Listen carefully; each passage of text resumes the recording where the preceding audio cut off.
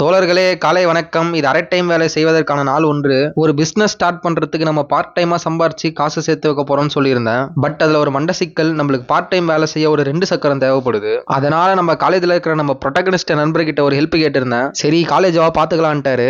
சரின்னு டிப் டாப்பா ரெடி ஆயிட்டு மார்னிங் பிரேக்ஃபாஸ்ட்டுக்கு ஒரு பச்சை பயிரை சாப்பிட்டு பஞ்சா பறந்துட்டேன். இவர் தான் நான் சொன்ன நம்ம ப்ரொட்டகனிஸ்ட் நண்பர்.